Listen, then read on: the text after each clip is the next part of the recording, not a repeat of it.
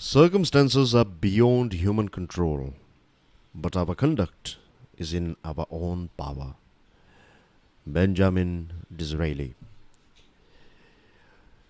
Circumstances जो external चीज़ें हैं वो हमारे कंट्रोल में नहीं है. It's not possible to control unfortunate events. लेकिन जब भी कोई इश्यू होता है, कोई प्रॉब्लम आ जाता है, तो उस प्रॉब्लम के प्रति हमारा एटीट्यूड, हमारा बिहेवियर जो है वो हमारे हाथों में है. आज 14 अक्टूबर 2021 है. एंड डियर फ्रेंड्स, आज है थर्सडे. हमारे टेबल के ऊपर है 4 इंपॉर्टेंट आर्टिकल्स. सबसे पहला आर्टिकल जो है ये आपकी मेंस एग्जामिनेशन के लिए बहुत ही इंपॉर्टेंट है. Sowing better to eat better, एक बहुत ही इंपॉर्टेंट टॉपिक.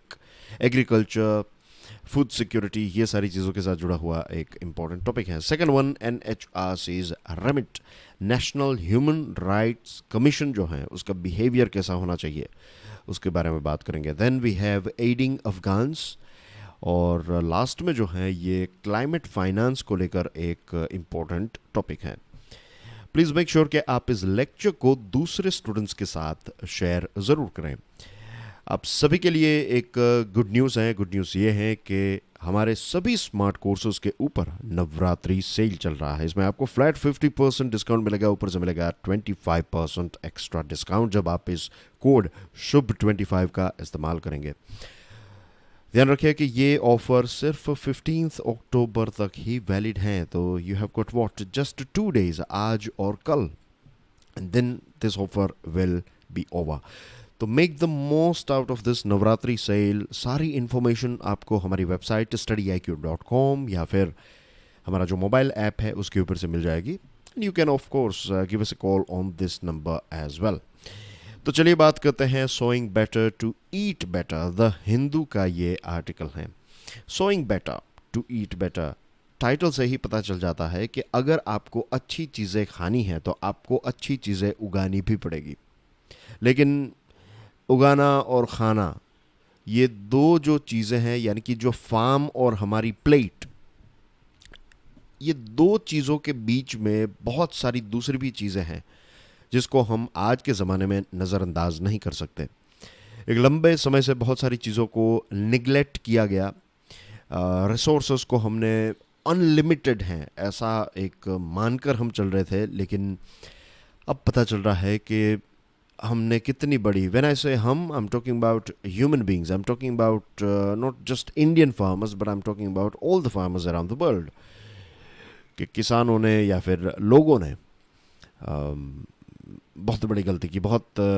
जैसे कि I will give you one example. जब इलेक्ट्रिसिटी, सब्सिडाइज्ड इलेक्ट्रिसिटी प्रोवाइड की गई, तो फिर वाटर पंप्स का इस्तेमाल इतना ज़्यादा किया गया कि जो वाटर टेबल है वो नीचे चला गया. क्योंकि इलेक्ट्रिसिटी का एक्सेस मिल गया था, तो फिर इतना पानी हमने यूज़ किया, जो रिक्वायर्ड है उससे ज़्यादा पानी हमने यूज़ करने लगे. फिर इससे क्या होता है कि जो आपके केमिकल्स हैं, जो आप फर्टिलाइज़र और चीज़ें ऐड करते हैं, केमिकल फर्टिलाइजर्स, अब यही पानी जो है वो वापस थोड़ा सिप होकर आपके वाटर टेबल के साथ मिक्स हो जाएगा. बारिश आती है तो यही सारा केमिकल जो है वो फिर फाइनली नदियों तक, पॉन्ड्स और लेक्स और नदियों तक पहुंचता है. और कई जगहों पर यह भी होता है कि यही सारा केमिकल जो है वो समंदर तक भी पहुंचता है. तो वाटर पोल्यूशन, अलग अलग जो वाटर बॉडीज़ हैं उसका पोल्यूशन भी होने लगता है. तो this are just few examples के एक्सेसिव वाटर का इस्तेमाल, एक्सेसिव फर्टिलाइजर्स का इस्तेमाल, फिर फूड वेस्टेज की वजह से जो इश्यूज हो रहे हैं. देन कुछ ऐसी टेक्निक्स है जैसे कि स्टबल बर्निंग. तो स्टबल बर्निंग की वजह से जो पोल्यूशन के इश्यूज हो रहे हैं. तो ये बहुत सारी चीज़ें जो हैं वो पुरानी, कुछ ऐसी चीज़ें, पुरानी सारी चीज़ें गलत नहीं है, लेकिन कुछ ऐसी चीज़ें हैं जो डेफिनेटली हमें चेंज करनी चाहिए. यहाँ पर फर्स्ट लाइन जो है ये काफ़ी इम्पोर्टेंट है. The health of A countries agri food systems determines the health of its people. आपके देश में जितनी अच्छी एग्री फूड सिस्टम होगी, उतनी ही अच्छी आपके लोगों की हेल्थ होगी. 5th national family health survey conduct किया गया। और ये सर्वे जो है ये काफ़ी कॉम्प्रिहेंसिव है। लगभग अगर हम समझे तो 17 स्टेट्स, इसको दूसरे फैक्ट्स के या फिर आंकड़ों के ऊपर कन्वर्ट करें तो 17 स्टेट्स, 5 यूनियन टेरिटरीज, इतने क्षेत्रों को कवर किया। लगभग हमारे देश की 54% जितनी पॉपुलेशन को इस पर्टिकुलर सर्वे ने, ये कॉम्प्रिहेंसिव ये fifth national family health survey ने इतनी पॉपुलेशन 54% ऑफ इंडियन पॉपुलेशन को कवर किया। और पता चलता है कि माल न्यूट्रिशन और न्यूट्रिशन सिक्योरिटी, ये सारी चीज़ों के इश्यूज जो हैं वो हमारे देश में चल रहे हैं।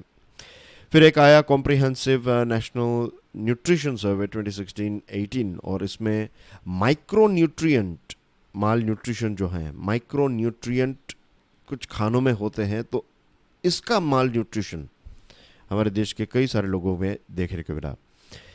For Indians to eat better, India must of course sow better. तो कौन कौन सी चीज़ें हमें करनी होगी, एक पूरा लिस्ट है आपकी स्क्रीन के ऊपर।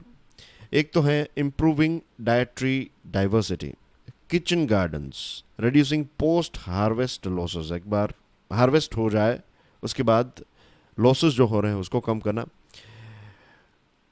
मेकिंग सेफ्टी नेट प्रोग्राम्स मोर न्यूट्रिशन सेंसिटिव, महिलाओं का सशक्तिकरण, enforcement of standards and regulations, improving water sanitation and hygiene, nutrition education, again a very important thing, nutrition education के बारे में बहुत ही कम लोगों को इसके बारे में पता रहता है।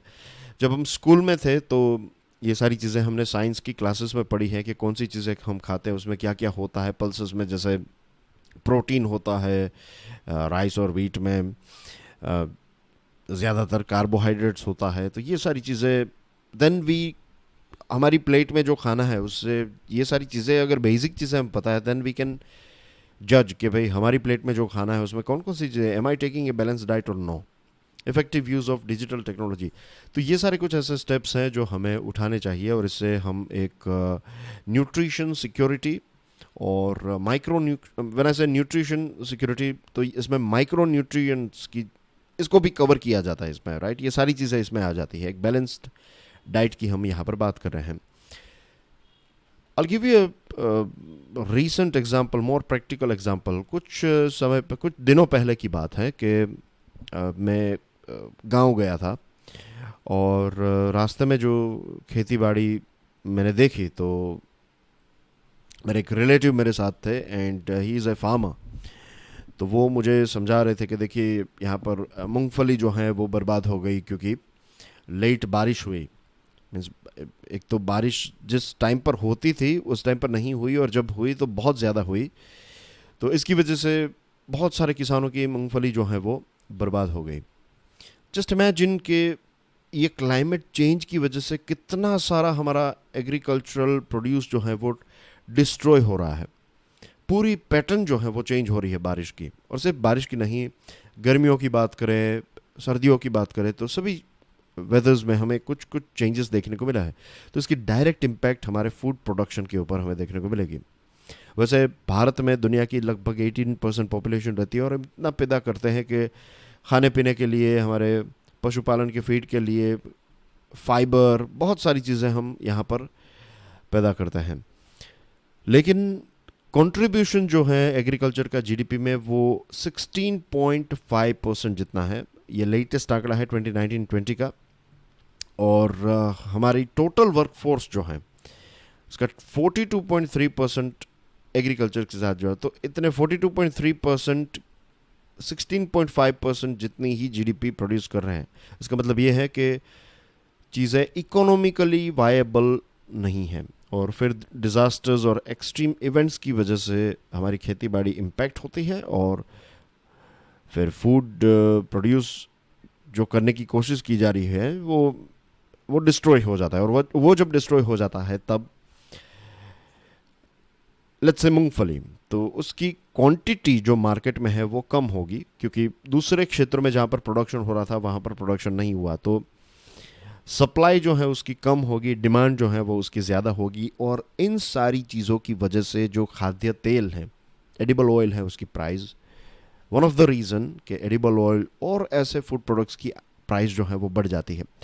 जब ऐसे प्रोडक्ट्स की प्राइस बढ़ जाती है तो एक साधारण जो व्यक्ति है वो इन चीज़ों को अफोर्ड नहीं कर पाता है। वो कुछ चीज़ों को अपनी प्लेट में से ड्रॉप कर देगा, और सिर्फ अपनी नहीं, अपने परिवारजनों की प्लेट में से भी वो चीज़ें जो हैं वो ड्रॉप हो जाएगी। और फिर बच्चों के जो न्यूट्रिशन है, बच्चों की जो परवरिश है, उसके ऊपर डायरेक्ट इम्पैक्ट हमें देखने को मिलेगी। और उसके बाद फिर माल न्यूट्रिशन की वजह से फिर नेक्स्ट जनरेशन में भी ऐसा ही होगा, और ये व्यक्ति ज़्यादा बीमार रहेगा, उसका ओवरऑल खर्च जो है वो बढ़ेगा। ना तो वो पढ़ाई में इतना आगे होगा, ना तो वो फिजिकली इतना आगे होगा, तो ना तो वो मजदूरी कर पाएगा, ना तो कोई ऐसी जॉब कर पाएगा। तो हमेशा के लिए उसकी जो स्किल्स और वो सारी चीज़ें जो है वो चली जाए, तो वो हमेशा दूसरे नॉर्मल लोगों के मुकाबले थोड़ा पीछे रहेगा। हम SC ST, फिर disables, OBCs, economically weaker section के लोग हैं, तो इन सब को तो हम सपोर्ट प्रोवाइड करते हैं, राइट। लेकिन सोचने वाली बात यह है कि जो ये माल नरिश्ड लोग हैं, कुपोषित लोग हैं, जो साइंस कहता है कि वो फिजिकली और मेंटली वीक होते हैं, उनको किसी भी प्रकार का सपोर्ट जो है वो नहीं मिलता है। It's just a food for thought. Farm incomes plus access to safe and nutritious food, के किसान जो हैं उसके पॉकेट में भी पैसा है, और इसी के साथ साथ जो न्यूट्रिशियस फूड है वो एक्सेसिबल भी हो, सेफ भी हो। एग्री फूड सिस्टम जो है वो एनवायरनमेंट को डैमेज करने वाली नहीं होनी चाहिए, क्लाइमेट चेंज को और तेज़ बनाने वाली नहीं होनी चाहिए हमारी एग्री फूड सिस्टम। और वर्ल्ड फूड डे 2021 की जो थीम है, our actions are our future, better production, better nutrition, better environment and better life, ये 4 बेटर्स जो हैं, ये 4 betters overall sustainable development goals को ध्यान में रखते हुए ही डिज़ाइन किए गए हैं। World Food Day marks the foundation day of FAO यानी कि Food and Agriculture Organization of the United Nations. तो 1948 से आज तक भारत ने बहुत ही क्लोजली FAO के साथ काम किया है, और FAO जो है ये एग्री फूड सिस्टम्स को ट्रांसफॉर्म करने में भारत की मदद कर रहे हैं। बहुत सारे ऐसे प्रोग्राम्स चल रहे हैं, न्यूट्रिशन सेंसिटिव एग्रीकल्चर, फिर नेशनल फूड सिक्योरिटी को और ज़्यादा मजबूत बनाना, ग्रीन एग्रीकल्चर, ये सारी चीज़ों में FAO और इंडिया जो है वो मिलकर काम कर रहे हैं। एनीवे, तो अब बड़ी बड़ी चीज़ें जो हैं वो हमने डिस्कस कर ली हैं। अगर हमारे जो किसान हैं उनके पास वैरायटी के ऑप्शंस हो, फॉर एग्जांपल क्रॉप तो वो उगाते ही, इसी के साथ साथ पशुपालन करें, फॉरेस्ट्री में से कोई चीज़ें, फिशरी, मधुमक्खी, हनी का प्रोडक्शन करना, तो ये सारी चीज़ें अगर कॉम्बो में किसान करे और कॉम्बो में उसको सपोर्ट मिले, तो फिर उसकी इनकम सिक्योरिटी जो है वो हम मेंटेन कर पाएंगे।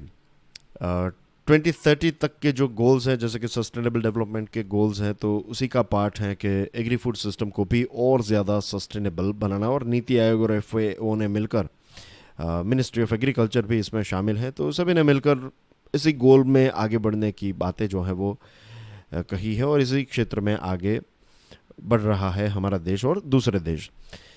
फूड का वेस्टेज कम से कम हो, it is very important. Food supply chain जो है ये जो शॉक्स आते हैं उससे रेजिलिएंट हो, और again the bottom line is कि फूड सिक्योरिटी, न्यूट्रिशन सिक्योरिटी जो है वो सभी के लिए एक्सेसिबल होनी चाहिए, अफोर्डेबल होनी चाहिए, किसानों के लिए प्रॉफिटेबल होनी चाहिए, और एनवायरनमेंट के लिए, एनवायरनमेंट इको फ्रेंडली जो हम कहते हैं, ऐसी होनी चाहिए। लेक्चर की PDF को डाउनलोड करने के लिए check out my Telegram channel, you can follow me on Facebook as well. NHRC's remit Times of India का है। आज आप सोच रहे होंगे कि why am not visible, there is some technical issue with my web cam, तो I will sort it out later on, लेकिन अभी वक्त नहीं था कि मैं उसमें और ज़्यादा टाइम वेस्ट करूँ, तो जस्ट एडजस्ट आज का लेक्चर के लिए, मीन्स अभी के लिए एडजस्ट हो जाइए प्लीज़। राइट, 1993 में एक कानून आया, और फिर नेशनल ह्यूमन राइट्स कमीशन और स्टेट ह्यूमन राइट्स कमीशन जो हैं वो उसकी स्थापना हुई, और इनका जो मेन काम है वो ये है कि अगर ह्यूमन राइट वायोलेशन होता है, अगर कोई पब्लिक सर्वेंट हैं, अगर सरकार है या फिर कोई भी व्यक्ति या फिर ऑर्गेनाइजेशन ह्यूमन राइट वायोलेशन करता है, तो ये नेशनल ह्यूमन राइट्स कमीशन या फिर स्टेट ह्यूमन राइट्स कमीशन जो है ये स्टैंड लेता है और जो मानव अधिकार हैं उसकी रक्षा करने का काम जो है वो एक स्टैंड लेने का काम जो है वो नेशनल ह्यूमन राइट्स कमीशन करता है। तो अगर सरकार भी कुछ गलत करती है तो एनएचआरसी जो है वो सरकार के खिलाफ कुछ इंक्वायरीज बिठा सकती है। व्हेन आई से सरकार, I am talking let's say कि किसी ऑफिसर ने आपके साथ इस प्रकार का बिहेवियर किया, आपके ह्यूमन राइट्स वायोलेट हो रहे हैं और सरकार जो है आपकी रक्षा नहीं कर पा रही है, तो ऐसे समय पर एनएचआरसी या फिर एसएचआरसी जो है वो सरकार के ऊपर एक प्रेशर क्रिएट करते हैं, एक स्टैंड उठाते हैं आपके बदले में। तो this is how regulatory checks work. एक दूसरे के ऊपर नज़र रखी जाती है, चेक्स एंड बैलेंस जो हम पढ़ते हैं कि जैसे मैंने आपको एग्जांपल दिया था कि एग्जीक्यूटिव्स जो हैं उनके ऊपर नज़र रखता है लेजिस्लेटिव कुछ गलत करता है तो जुडिशरी उसके ऊपर नज़र रखता है। जुडिशरी के जजेस की अपॉइंटमेंट में एग्जीक्यूटिव्स एक इंपॉर्टेंट रोल प्ले करते हैं। तो this is how everyone keeps an eye on each other. तो ऐसे सिस्टम जो इसमें कोई ऊपर नहीं है, कोई नीचे नहीं है, डिपेंडिंग ऑन द सिचुएशन आपके रोल्स जो हैं वो चेंज होते रहते हैं।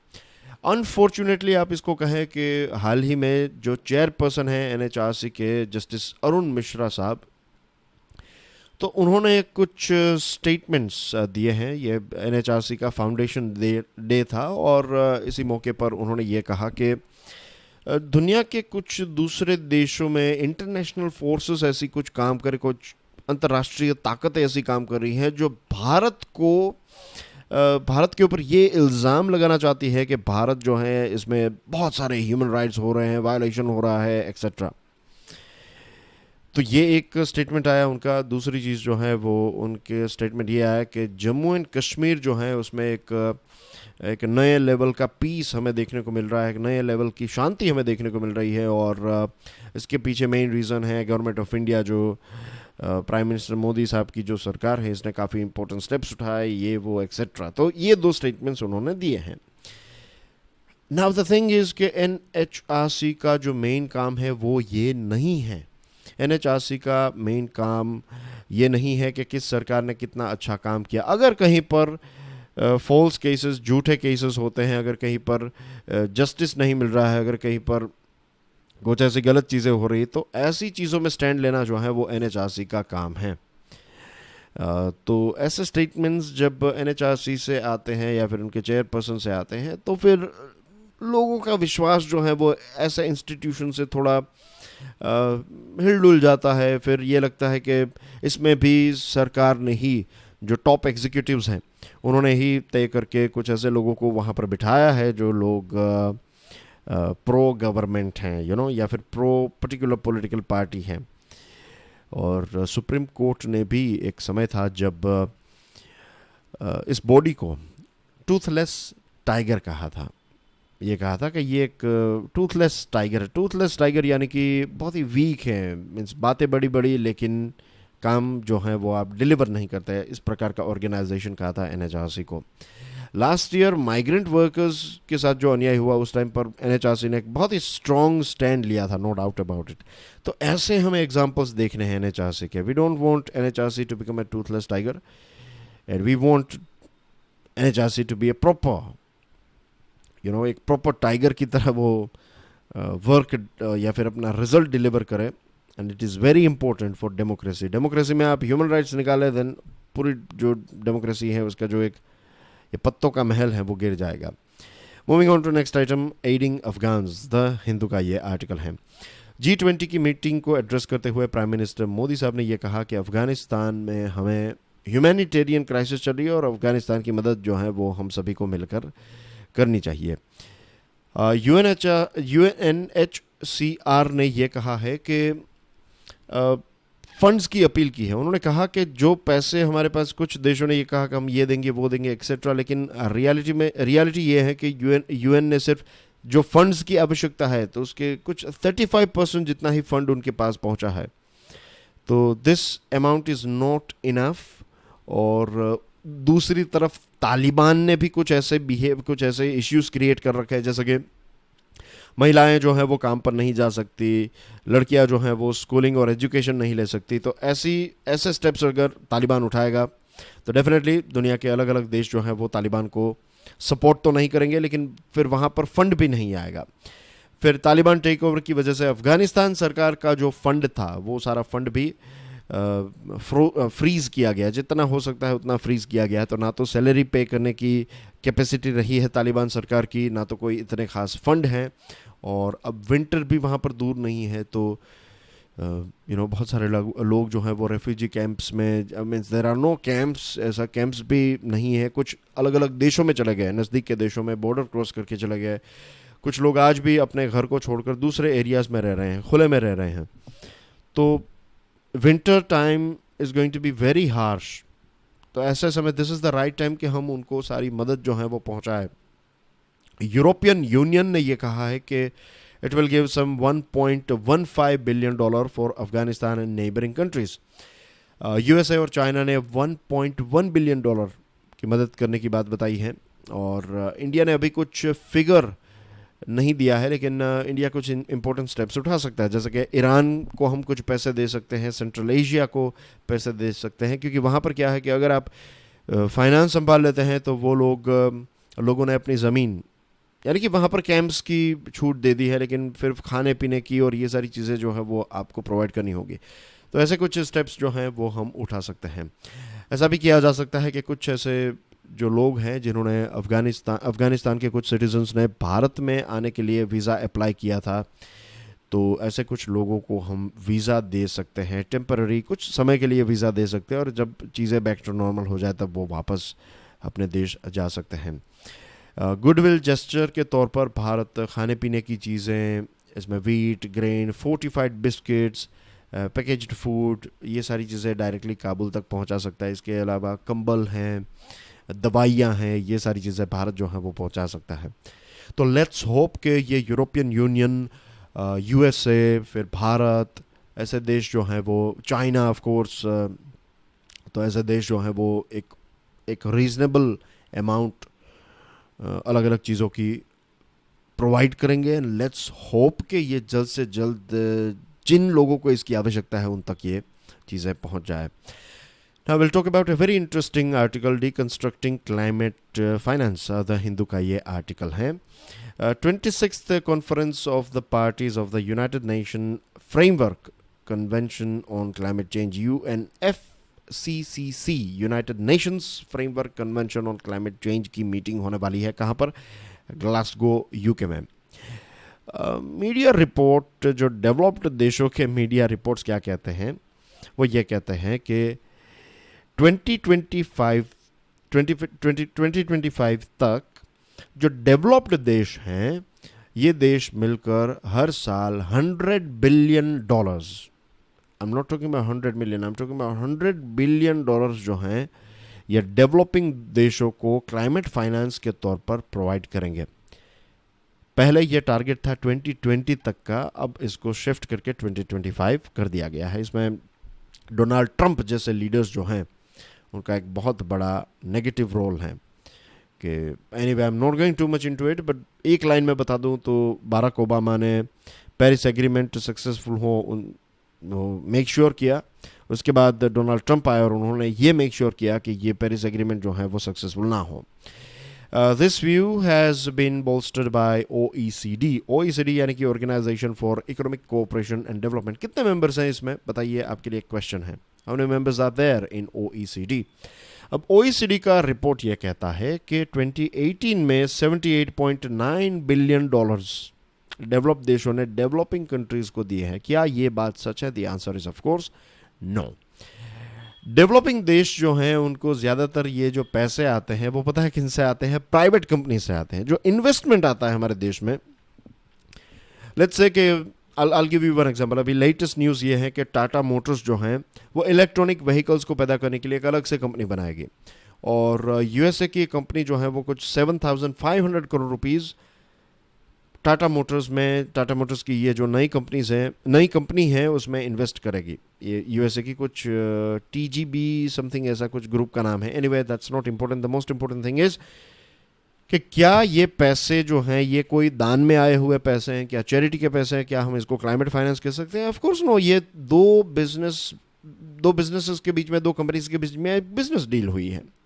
तो ऐसे पैसों को भी ये ओईसीडी जो है वो ये कह देता है कि this is part of that climate finance. Public finance component को अगर आप देखेंगे, जो पैसे आते हैं मींस गवर्नमेंट से, तो गवर्नमेंट टू गवर्नमेंट जो फंडिंग है उसमें भी 74% तो लोन है, सिर्फ 20% जितना आपने ग्रांट्स दिया है। तो ये जो बड़े बड़े आंकड़े क्लेम किए जा रहे हैं कि इतने पैसे 70 what was the figure here? It was 78.9, let's say 79 billion dollar. तो 79 बिलियन डॉलर आपने ग्रांट्स में या फिर क्लाइमेट फाइनेंस में नहीं दिए हैं। This is totally exaggerated figures. 2013 से लेकर 2018 की बात आप करें तो उसमें हम देखते हैं कि लोन का जो शेयर है वो इंक्रीज होता गया और ग्रांट्स का जो शेयर है वो डिक्रीज होता गया।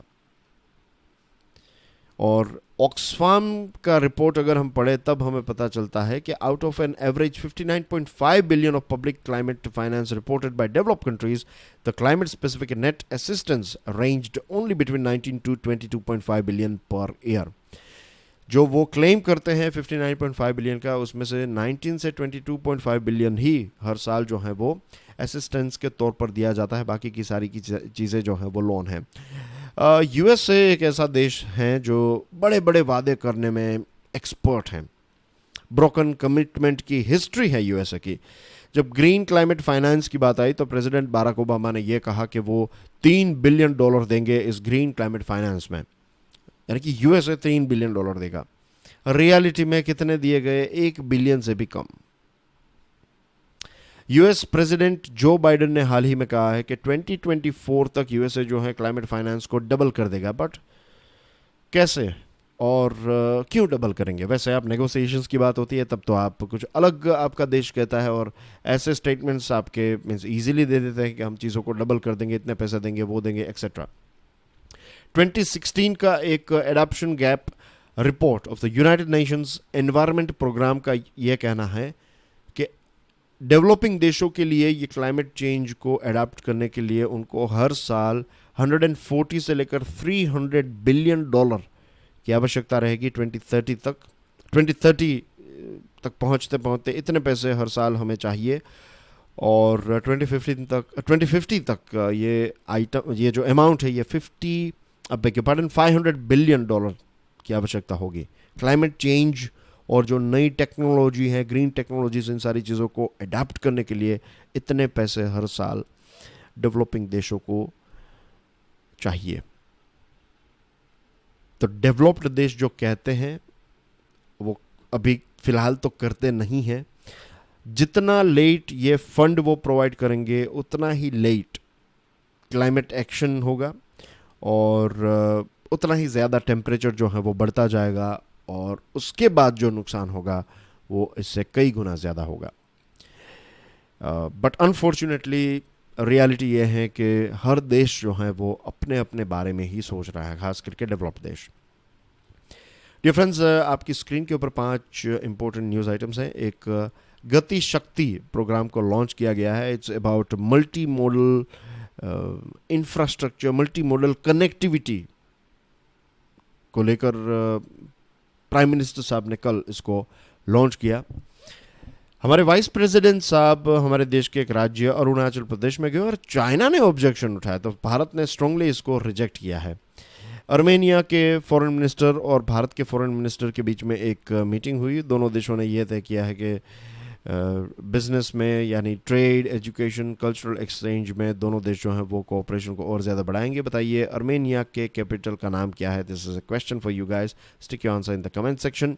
India marches towards 100 crore mark in covid vaccination.